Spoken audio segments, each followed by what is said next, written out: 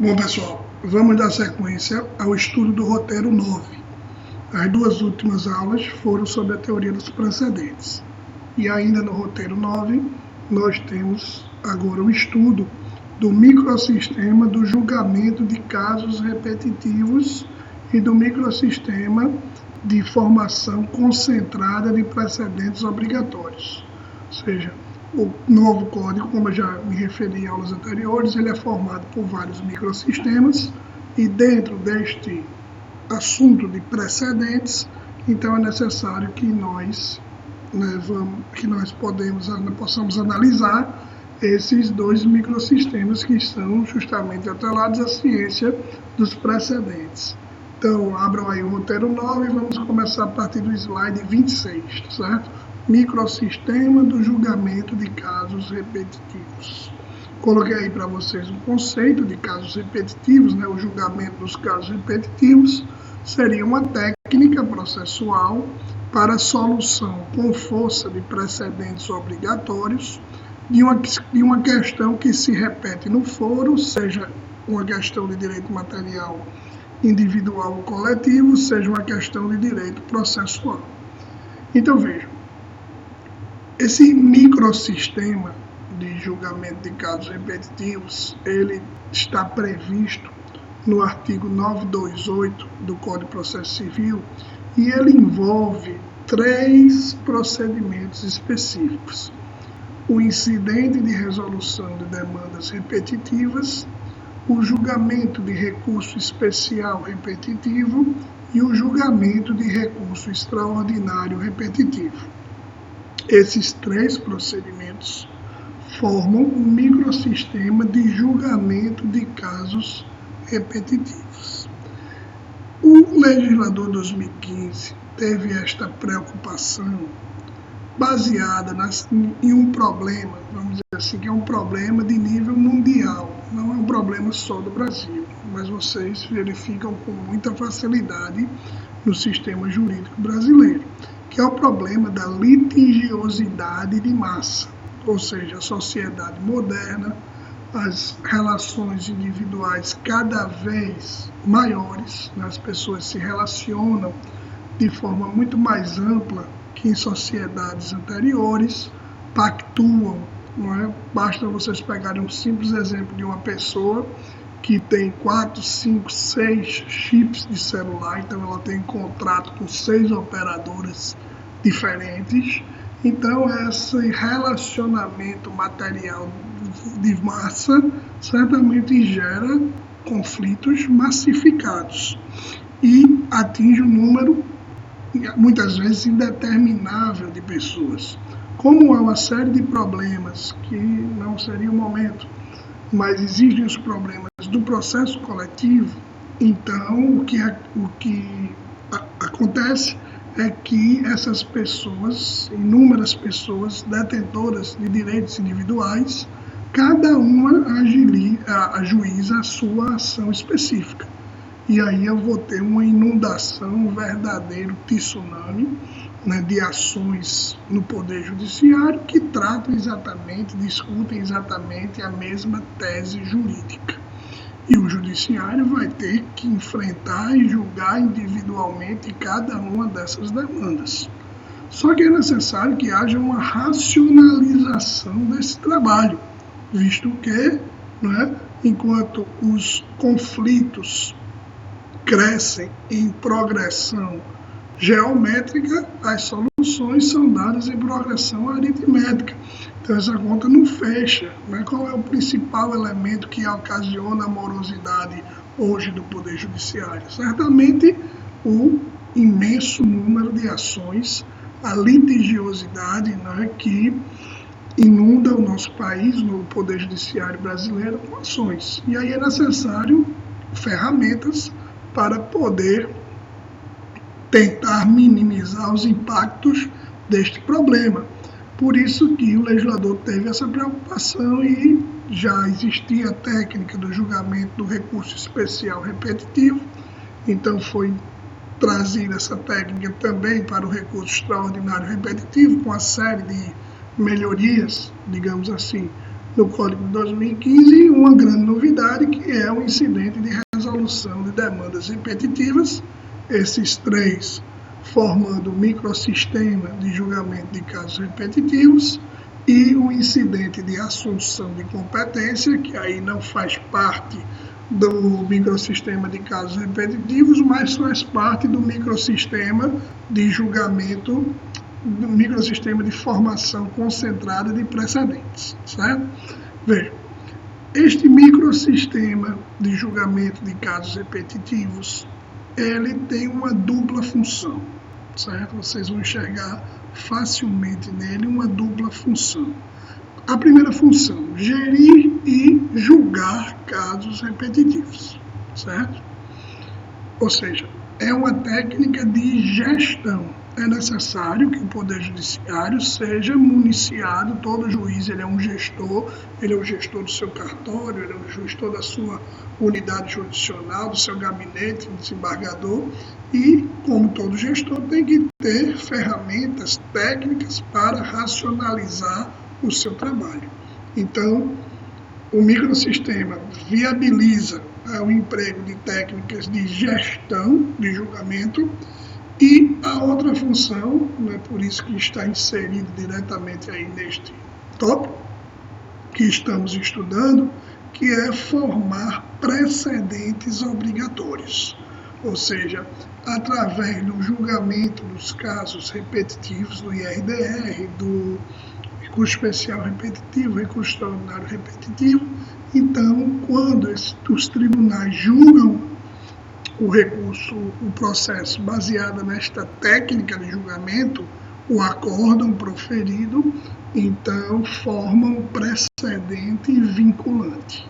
Daí a importância de compreendermos as regras estabelecidas para esse microsistema.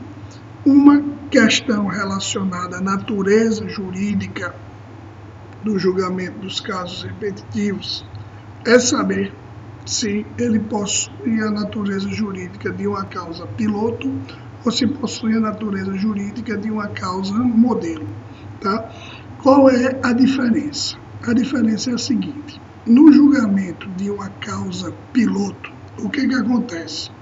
O tribunal vai selecionar ou será provocado através de um processo específico e pegará aquele processo, afetará ao procedimento repetitivo, e aí o tribunal julga aquele processo ou aqueles processos representativos da controvérsia, aqueles processos que foram pincelados para serem afetados ao julgamento repetitivo. Então ele julga aqueles casos ali, aqueles processos em que envolve lá Caio e Tício, Alexandre contra Fernanda, etc, etc, etc. Julga aqueles casos, e ao julgar aqueles casos, a decisão que se aplica ao caso também tem uma outra função, certo? Tem um duplo contexto decisório, uma dupla função decisória. O acórdão do tribunal julga o caso e fixa a tese. Ou seja, a tese que é fixada no julgamento daqueles casos escolhidos, identificados como representativos da controvérsia, dali extrai-se uma regra e forma-se um precedente vinculante. E aí, como já vimos, toda vez que aquela questão se repetir, receberá do Poder Judiciário a mesma solução dada no precedente criado. Já na técnica da causa modelo, não se julga o caso, apenas se fixa a tese, certo? Então, nessa técnica, existindo um problema relacionado a processos repetitivos, o tribunal é submetido ao tribunal o problema e o tribunal vai fixar a tese jurídica, formando um precedente vinculante. Tá? Essa questão é uma polêmica da doutrina, existem alguns doutrinadores que entendem que no Brasil se aplica um sistema da causa piloto, outros entendem que se aplica a causa modelo, não é algo um tanto quanto pacificado, certo? Mas existem, pelo menos por força da doutrina, que se reuniu naqueles fóruns permanentes que eu já expliquei para vocês. Então, foi editado aí, como eu coloquei no material, enunciado 344 do FPPC, que diz o seguinte: a instauração do incidente pressupõe a existência de processo pendente no respectivo tribunal. Tá? Então, se tem um processo pendente, é porque esse processo pendente ele vai ser julgado. Então, eu estou baseado nessa premissa, entendendo que o sistema adotado no direito brasileiro é o sistema da causa piloto, que julga o caso daqueles processos escolhidos, pincelados, representativos da controvérsia e fixa o precedente vinculante.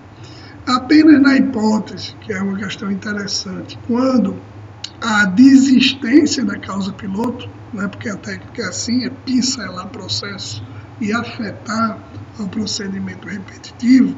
Então, imagine que foram escolhidos 2 processos representativos da controvérsia para a instauração, por exemplo, de um IRDR, Incidente de Resolução de Demandas Repetitivas. Se houver naqueles processos, aquelas partes envolvidas, se elas desistirem da continuação do processo, desistirem da continuação do recurso, existe uma regra estabelecida no artigo 976, parágrafo 1º, 998 e 976 também, parágrafo 2º, que, existindo a desistência dos legitimados ordinários da causa piloto, o julgamento continua sem nenhum problema. O Ministério Público assume a titularidade, porque aí qual é o objetivo? Não é mais julgar aqueles casos, porque aqueles casos as partes desistiram do julgamento, mas é fixar a tese. Então, quando houver a desistência, aí é uma situação excepcional, quando houver a desistência, então se aplica a natureza jurídica da causa modelo. Mas se não for essa hipótese, então entendemos, conforme o enunciado 344 do FPPC, que a técnica empregada no Brasil seria a da causa piloto. Isso a gente vai verificar com mais facilidade ainda quando formos analisar o IRDR, o Incidente de Resolução de Demandas Repetitivas, certo? Então vamos ver essas regras de gestão, como eu falei para vocês, o microsistema tem a dupla função de gestão, de julgamento de casos repetitivos e de formação de precedentes obrigatórios. Então vamos ver algumas regras relacionadas a esta gestão, essa racionalização de julgamentos. Vejam, eu vou explicar, tá aí a sequência dos dispositivos, mas eu vou dar uma introdução geral, para que vocês entendam mais ou menos como funciona. Então vejam, imaginem que agora há uma discussão sobre, vamos imaginar uma questão relacionada à telefonia, então uma questão que foi discutida no judiciário, se as empresas de telefonia poderiam ou não cobrar um valor daquela assinatura mensal, independente da pessoa usar o telefone, pagaria uma mensalidade. Vejam, o número de pessoas que estão em uma relação jurídica como essa, milhares, na verdade milhões de pessoas. E imaginem que milhões de pessoas entendem em ajuizar cada um a sua ação individual para não pagar esta assinatura básica. Então eu teria milhões de ações no Poder Judiciário, do Poder Judiciário tranca a pauta dos juízes que tem que marcar audiência, abarrota as pautas dos tribunais. Por quê? Porque cada demanda dessa precisará receber uma solução do Poder Judiciário. Primeiro grau, sentença. Segundo grau, no julgamento da apelação. E tribunais superiores no julgamento do recurso especial extraordinário. Então isso é irracional. Por quê? Os tribunais ficarão decidindo obrigados a enfrentar discussões que já foram exaustivamente travadas. Ora, quando aquele tribunal analisou os leading cases, firmou o seu entendimento, já decidiu, já firmou um posicionamento sobre aquela questão. Mas toda vez que a questão chegar naquele tribunal, teria que ser enfrentada novamente. E o tribunal enfrentar todos os argumentos favoráveis e contrários trazidos pelas partes e repetir exaustivamente aquela decisão já dada, já fixado o posicionamento no julgamento anterior. Então isso é o que transforma a nossa justiça numa verdadeira ficção. Não é? Hoje o judiciário, se a gente pega aquele relatório de Justiça em Números do CNJ, vocês vão ver os números absurdos de processos que são submetidos à análise dos ministros dos tribunais superiores, que seria humanamente impossível, né? O juiz julgar aquele quantitativo de processos se fossem questões individuais que tivessem que ser analisadas ponto a ponto. Hoje a gente trabalha com a chamada justiça do copiar-colar. Então, esse volume imenso, esse tsunami de processos, apenas são dados, o advogado copia a petição inicial, o advogado do réu copia a contestação, o juiz copia a sentença, o tribunal copia o acordo e a gente transforma isso numa verdadeira ficção jurídica. Então, na verdade, qual é o objetivo do legislador? O objetivo do legislador é o seguinte: os casos que chegam, né, os primeiros casos, ou seja, os leading cases, eles vão ser levados à análise quando eu estiver dentro daquela situação que eu estou trabalhando com julgamento em casos repetitivos. Então, de um número considerável de processos, de recursos que tragam aquela mesma discussão, eu vou escolher, né, recursos ou processos de competência originária de tribunal representativos da controvérsia, ou seja, aquele que traga o maior número de argumentos, tanto favoráveis como contrários à tese discutida. Vou pegar esses processos pincelados, vou afetar ao procedimento repetitivo, observando uma série de regras que nós vamos analisar, e após a observância de todo um procedimento específico para o julgamento desses casos, então virá a decisão do tribunal. E aí a decisão do tribunal formará o precedente vinculante, com uma peculiaridade. Qual é? Que é que quando se afeta o procedimento repetitivo no tribunal, todos os processos que tenham aquela discussão serão suspensos.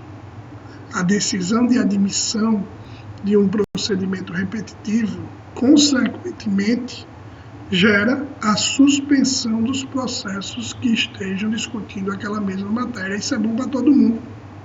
Por quê? Primeiro, evita aquele problema que falamos na aula anterior da jurisprudência lotérica, de os juízes continuarem movimentando os processos e decidindo de acordo com a sua convicção. Segundo, é gestão, como eu falei para vocês, técnica de gestão. Então, o juiz vai ter condições que, sem medo de errar, a maioria dos processos espalhados aí nas varas, principalmente nas varas civis, são questões repetitivas, então ele poderá separar aqueles processos repetitivos que estão afetados e aguardando a decisão do Tribunal Superior e trabalhar, ou seja, aplicar os seus esforços, o seu tempo naqueles processos individuais que trazem matérias específicas, que um não é igual ao outro, que precisa de um estudo, que precisa de uma atenção maior. E aqueles estão lá parados. Quando o Tribunal Superior decidir firmar o precedente, sabemos que o precedente é vinculante. Então, o que o juiz vai fazer? Pega aquela montanha de processos que é tudo igual, fazer uma sentença apenas, lembre-se da inércia do ônus argumentativo na aplicação do precedente. Então, apenas mostrar que há similitude de tese e aplicar a decisão do tribunal que firmou o precedente vinculante. Isso torna o sistema muito mais racional, efetivo, além de trazer, vamos dizer assim, uma gestão melhor do tempo do magistrado, para que ele não fique naquela sensação de enxugar gelo e estar toda hora julgando a mesma coisa. Então, é interessante para o sistema essas técnicas, que de um modo geral funcionará assim. Então, as regras que nós vamos observar, eu coloquei para vocês. Primeira delas, a conexão por afinidade, certo? Ou seja, os casos que versem sobre a mesma questão de direito, então é uma conexão diferente daquela que aprendemos lá em TGP, da mesma causa de pedido ou do mesmo pedido, é uma conexão por afinidade, em que todos aqueles processos serão suspensos, ficarão, vamos dizer assim, arquivados, não seria o termo mais correto, mas ficariam separados para aguardar a formação do precedente. Suspensão, que segundo a legislação, será do prazo de 1 ano, dá um tempo razoável para o tribunal praticar todos os atos do procedimento relativo à técnica de julgamento de recurso repetitivo. 1 ano é um tempo interessante até para amadurecer a discussão, para ofertar a participação de todos aqueles que nós veremos que terão condições de trabalhar nesse procedimento repetitivo, e ao final virá o precedente que, de forma vinculante, como eu já disse, que será aplicado a todos a eles submetidos. Então, eu tenho uma conexão por afinidade e a suspensão de todos os processos repetitivos que tragam aquela mesma discussão. Uma outra situação, o exercício do direito à distinção e revogação da suspensão indevida. Então, vejam, quando eu trabalho com volume, eu estou trabalhando com vocês com julgamento de massa. Então, toda vez que eu trabalho com volume, tem um percentual, existirá um percentual tolerável de erro. Uma coisa comum de acontecer para quem trabalha com volume.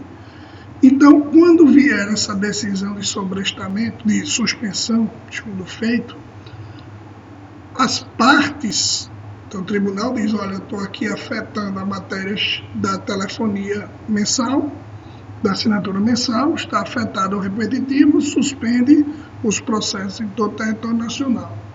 Então, os juízes farão aquela separação, que eu já disse para vocês, e terá que intimar todas aquelas pessoas envolvidas nos seus respectivos processos para dizer que o seu processo está suspenso, porque tem uma decisão do tribunal determinando a suspensão por ter sido afetado ao procedimento repetitivo.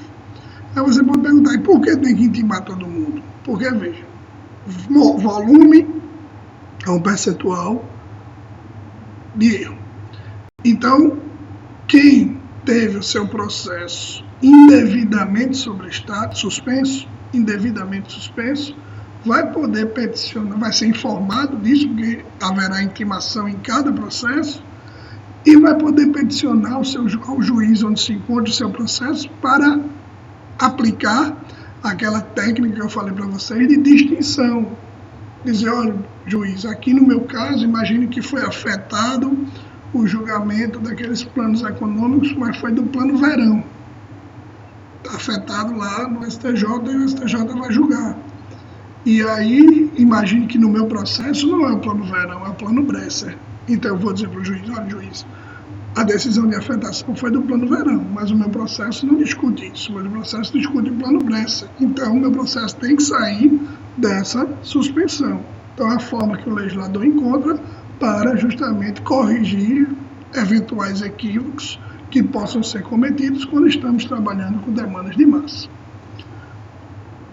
Outra regra que está aí no item 3, estímulo à desistência do processo antes de proferir a sentença. Isenção de custas e honorários antes da ação ser contestada, obviamente, Então, se o meu processo ainda não tem sentença, mas se formou um precedente vinculante, é óbvio que vai ter que ser aplicado no meu processo, mas antes do juiz proferir a sentença, eu posso ir lá e desistir. É uma forma de que o legislador encontra? De diminuir a quantidade de litígios. Olha, eu ajuizei a ação, mas agora tem um precedente vinculante, dizendo que o direito que eu achava que tinha, eu não tenho. Eu não vou querer continuar com essa ação. Então, a lei me atribui um benefício. Eu desisto. E qual seria o benefício? Porque se eu desistir, eu vou estar isento de pagar custas e honorários advocatícios. Obviamente, honorários advocatícios antes da contestação. Porque depois da contestação, aí não é como, não é diante do princípio da sucumbência. O que vai acontecer? Mas ainda há um estímulo. Qual é? É porque vocês sabem que, uma vez contestada a ação, por o autor desistir, só pode ser homologada a desistência se o réu concordar. No caso da existência de um precedente, então aqui eu tenho uma regra diferente, porque o autor vai requerer a desistência e não precisará da concordância do réu. Esse é o estímulo que o legislador dá. Mas a isenção em relação a custas e honorários não é possível porque já houve a contestação, foi regularizada a relação processual e aí seriam devidos os encargos da sucumbência. Mas querendo ou não, é um estímulo para isso, ok? Então já estamos nos aproximando dos 30 minutos, eu vou dar uma paradinha para no próximo bloco a gente seguir com as regras relacionadas ao julgamento dos casos repetitivos. Valeu!